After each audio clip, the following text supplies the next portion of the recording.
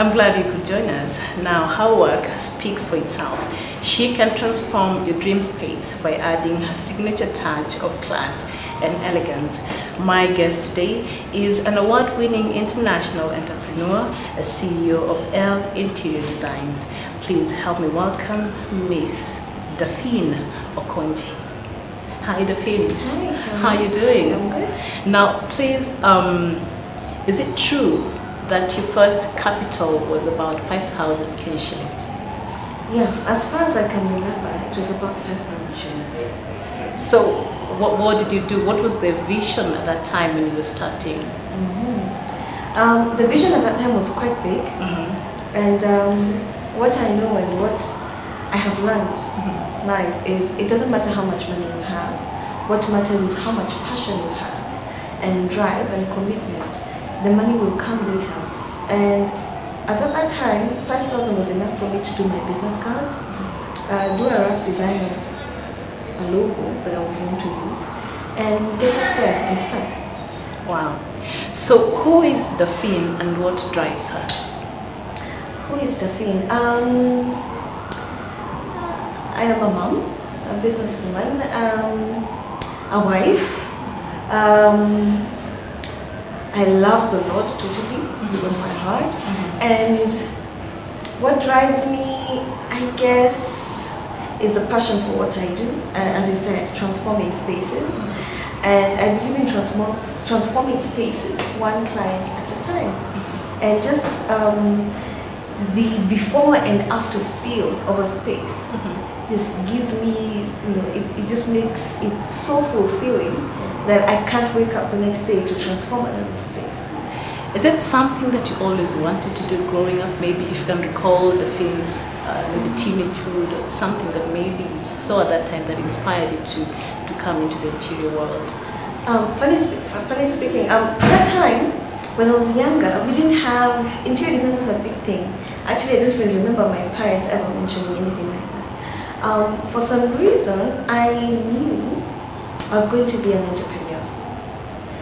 The thing is, I did not know what I was going to be enterprising. Yeah. So, for some reason, I knew I was going to be an entrepreneur. But when I was younger, I loved, arranging spaces and color and matching stuff and, just organizing space. Yeah. I didn't know that it was that passion that was still building in me. I got to know about that later after I graduated. Wow. Do you feel, from experience as a businesswoman, do you feel sometimes women get intimidated in businesses? Yes. Yes, I do. It's very easy to get intimidated, by the way. For some reason, I think there are people out there who are just out to intimidate. And I don't just talk about men. We even have women who like intimidating other women. Yeah. So you can get intimidated by anybody. Yeah. But it's up to you to believe in what you're doing and believe in yourself and in your product and in your service. Okay. Now, you just mentioned your mom and your wife. The last time I saw you, you were not a mom yet. Really? Really now? When was that? About 7 years ago. Were you a mom then? No, actually I became a mom 4 years ago. Daphine, I have good memory. Yeah. But now that you're a mom and you're a wife, and also you're a businesswoman, is there a perfect balance between these three important things, aspects of your life? How are you able to strike the balance? Between being a mom and a wife and a working, businesswoman? yeah. Somehow, God's grace Are is there compromises sometimes you have to make? Yeah, I guess so. Sometimes because I'm handling projects that are outside Nairobi, and I have to travel for a day or two, then I have to actually do that. To be honest, I can't promise I'll be at home every day, because sometimes I'm working on projects that are outside Nairobi, I'm traveling. But as much as possible, if I'm traveling for a conference or job, I try to travel with my family. Okay. Whenever I can. And whenever maybe your partner is available. Yes, yes. Whenever he's available, and I drag all of them down, and we go and have, I do my conference, and maybe the last 2 days or so, we just put in a family holiday there. Yeah. So I guess it's not been easy, but it's manageable. It is manageable. It is, yes. So you just know how to plan your time maybe? Yeah, I think planning is very important. We all have the same 24 hours in a day. Yeah. So you just have to make sure that your 24 hours are well utilized. Okay. When it's time for resting, you rest. When it's time for working, you work. And you're fully present. You're fully present, mind, body, soul. Okay. Work. If it's time for spending with your family, you give it everything. I'm always there whenever I can in the evening to do homework with my daughter. Make sure that she's done the right thing. Yeah. Make sure school was fine. So whenever I can, I go pick her myself. Oh. You know, we talk about school, how was this, how was that. So it's a delicate kind of balance. But it's manageable. It's manageable. Yes. So now, in your own words, what would you describe as financial freedom, especially when it comes to a woman? Financial freedom, especially when it comes to a woman. I guess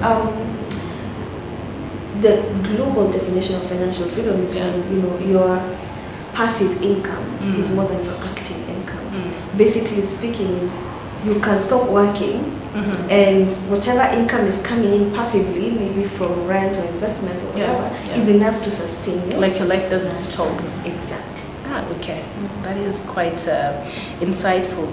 Now, how are you able to conceptualize? Say I give you my idea, this is what I want with my house, I share with you my dream.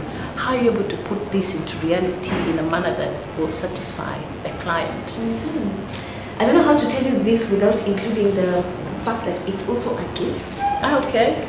So it should be a gift because not many of us can do it. Can conceptualize a space, Yeah.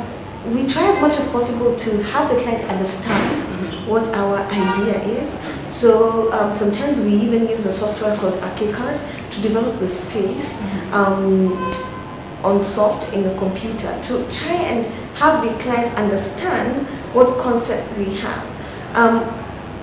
When it comes to residential projects, we use proposals, so we use pictures of actual items that we plan to use for that particular space. Oh.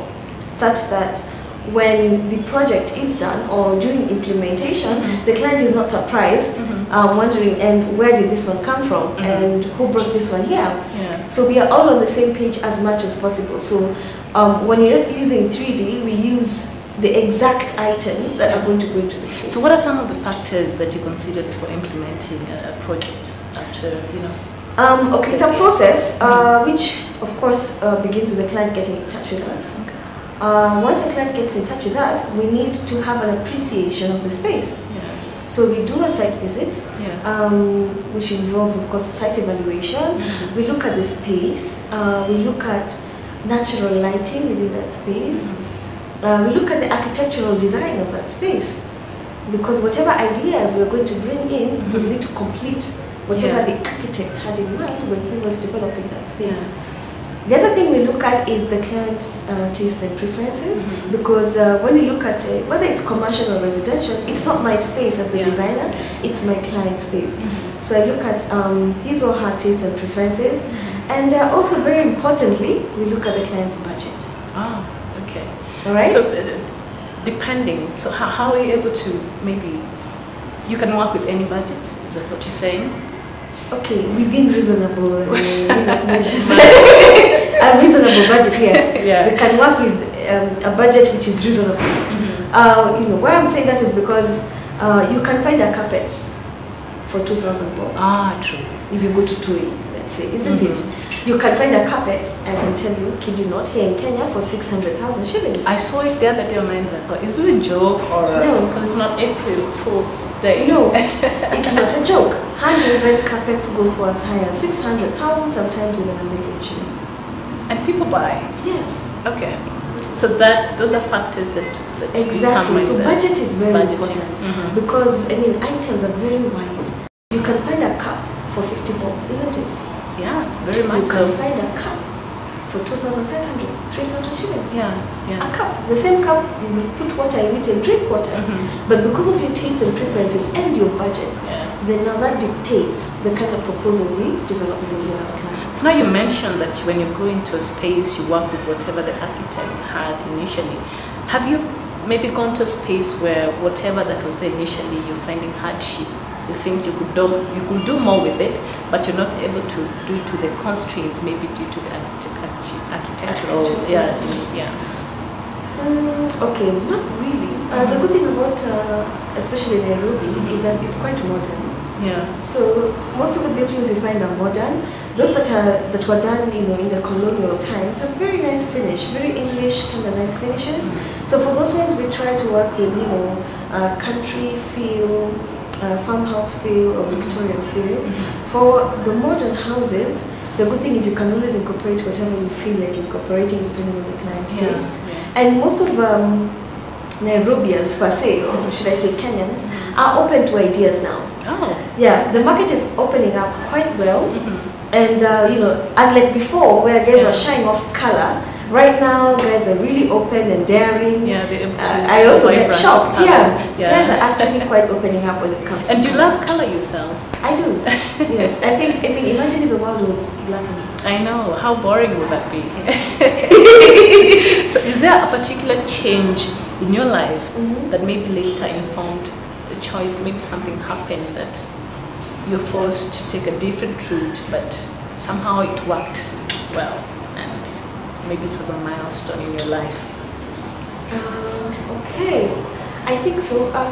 Initially, when I formed L Interior Designers, the idea was to do or work with residential clients.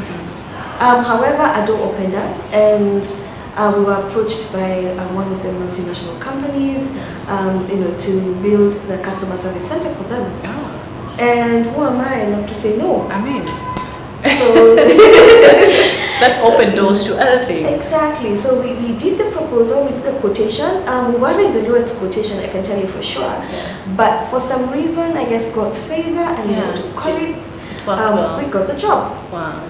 So we did that work, and it worked for us very well, and it opened the door now for us to go into commercial and office projects. So initially, you're not set out to do commercial projects. No, I started very slowly with residential projects, and when the door for commercial projects came in and opened for us, it really opened the door for a lot of other commercial projects that we've done within and without Nairobi. So how long has L Designs been in existence?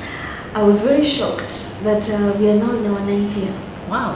Yes, I was actually telling my friend a few hours ago that next year, at a time like this, I'll be saying I've been doing this for a decade. For 10 years. That calls for a celebration. I know, isn't it? Well, time really flies. I know. Is there like a particular person who maybe has been helpful in your journey as an entrepreneur that maybe shared wisdom with you, or maybe something they did to help you go to the next level? There's been many. I'll just mention a few. One of them being my mom, who's also an entrepreneur. Oh, yes, it's nice. She's also an entrepreneur. Has been one for many years, over 20 years. So a lot of wisdom from her, in terms of how to do business, the spirit of excellence that you have to put into your work, making sure that everything that you're supposed to do, you do it, and you go the extra mile. Making sure that if there's a mistake, man is to error. If there's a mistake you've made, go back, rectify your mistake, and leave a good name. And learn from it. Learn from it, exactly. Learn from it, and make sure that you improve yourself based on the learnings that you've had from the past. So it's been quite an awesome journey with her. Of course, not to mention the prayers. It's not easy. You can imagine you're doing this work, you go for site visits, different people, meeting different people, and different personalities every day. Different personalities. Safety, protection. How do you know who you're meeting is a genuine person? I know, it's just a con person. How do you know? Oh Lord. Yeah. So prayers. Okay, prayers and excellence. We'll be right back in a bit.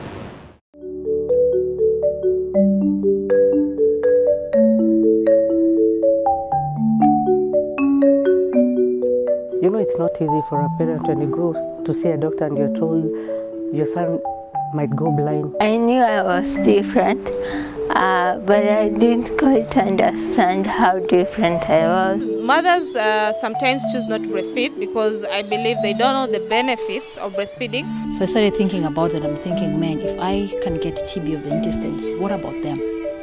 Do they know that there's something like that? I would encourage people to, when they wake up, to take at least half a liter of warm water. Serikali iwachilie hizo dawa watoto wanatumia zikuwe free. I would advise the society to accept these children because nobody applied to have a child who has got disability. Hizo mgonjwa vile nimepata sijajua na kuoa sana. I'm surviving with the 45% of my lung. This one may collapse. If we could find a better way of just preventing TB transmission. What more can you give to someone, who cannot see this world? The World Health Organization estimates that at least 405,000 are added to this figure each year. Behind me is a modern version of the Manyata. It is a known fact that TB may and can affect anyone. As members of the BOT show group sing their hearts out, they hold a clear message, that of restoring hope to the hopeless. And Angeline Kado for Health 101.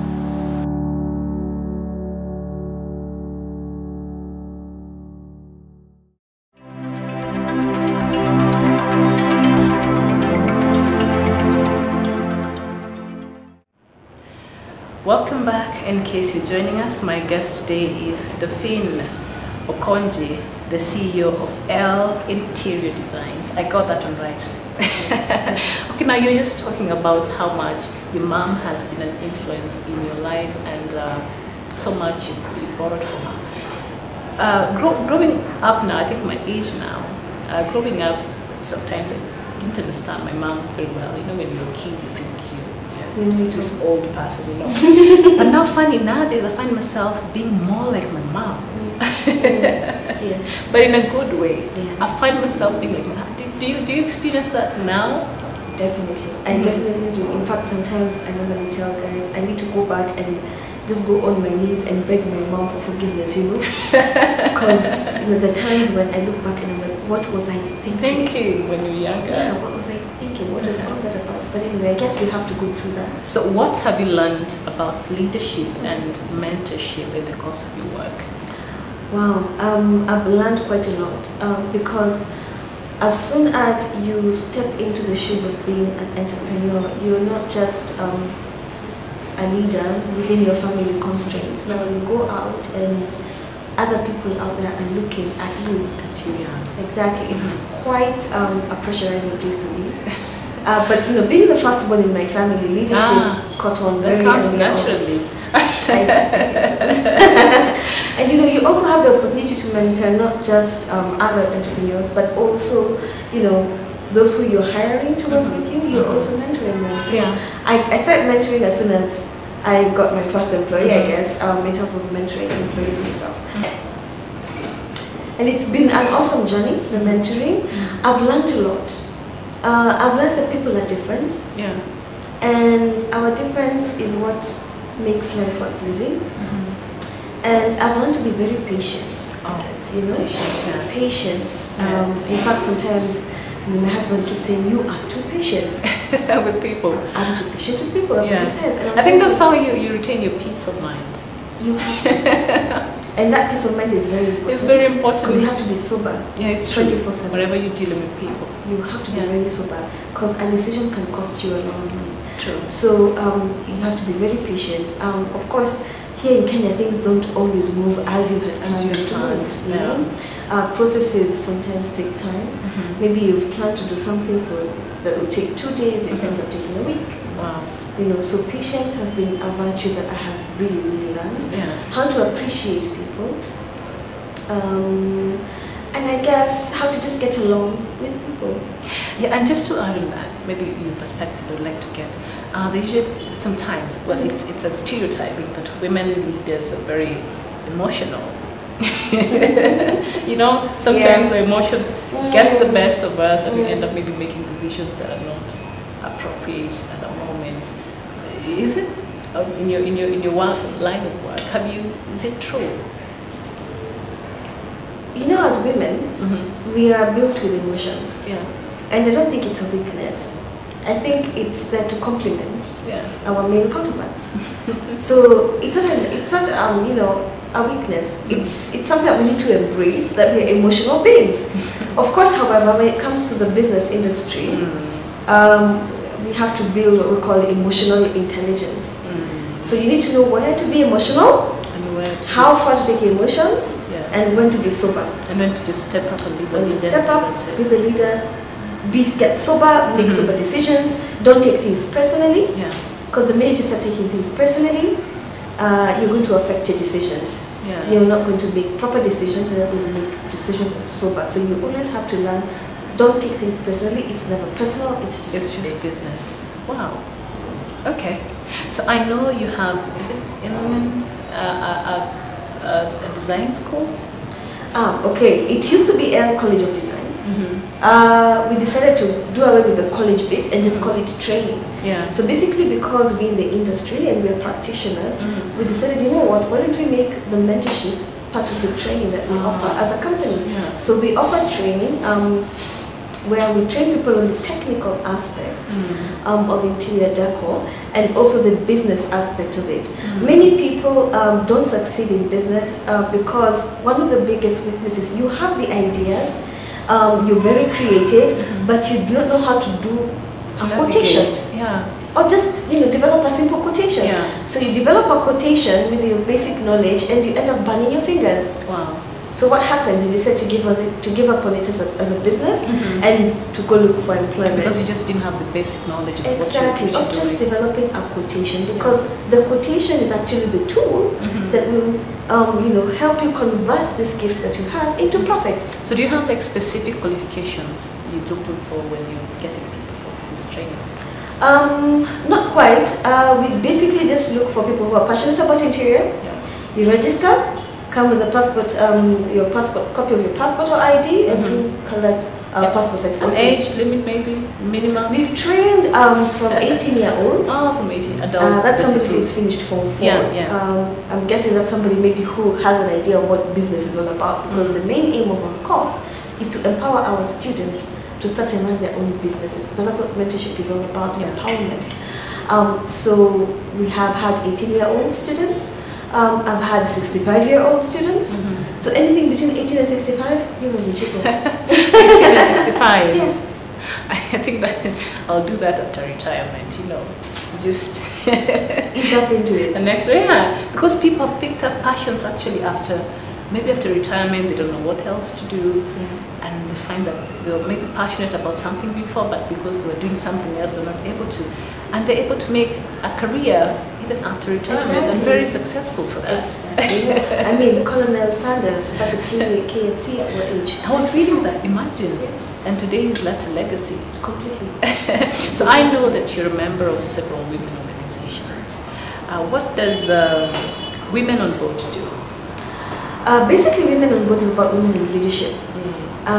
It's about you know, promoting women into leadership, especially leadership on boards. So it's an organization that helps equip and you know, give women the knowledge and you know, open doors for them to sit on different boards in this country. And I think you know, transforming the country one board at a time. Wow. And the 3F Forum, what is that about? The 3F Forum is a forum that I started in 2009. And it's a financial freedom forum. It's basically a mentorship forum. So what is the 3F?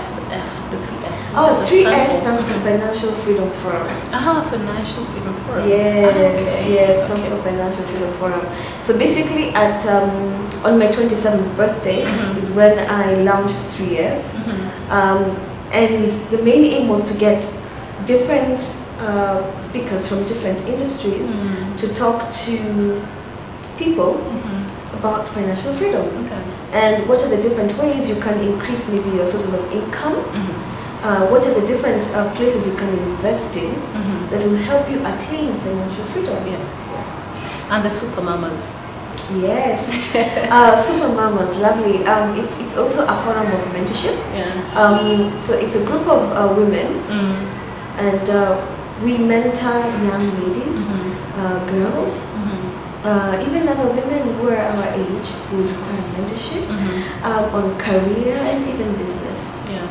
So the 3F, is this the same as the Vua Fanaka? Yes, actually 3F is under Vua Fanaka Business Mentorship. And Shepreneurs is also under Vua Fanaka. So they're all mentorship programs. So Shepreneurs? Yes. So what is that about? Shepreneurs is about women and branding. So women and branding? Yes. How is branding important for a person or for a business? It's very important. It's what builds your name.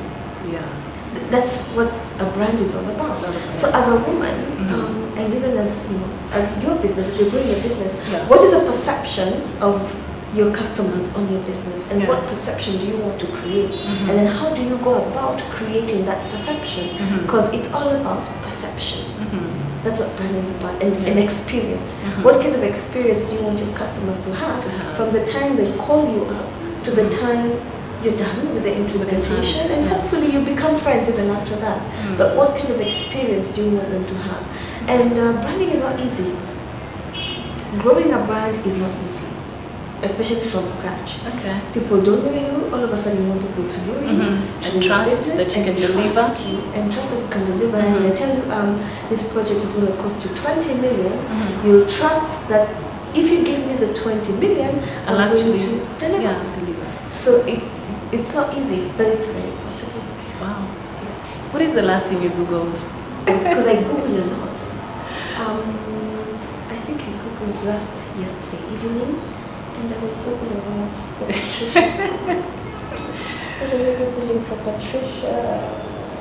Oh my gosh, it was something to do with interiors. Just in line of your work.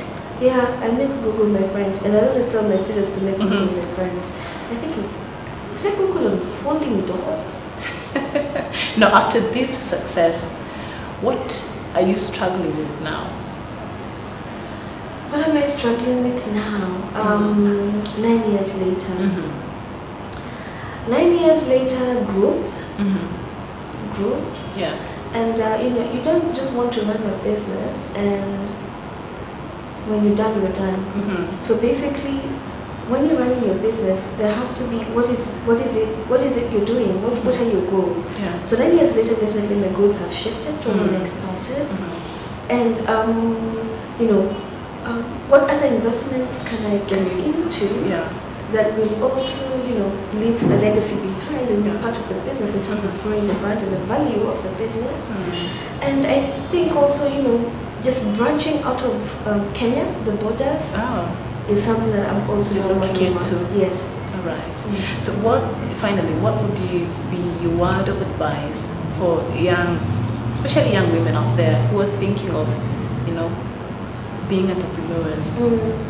What's my advice to young women? Go do it. It's possible.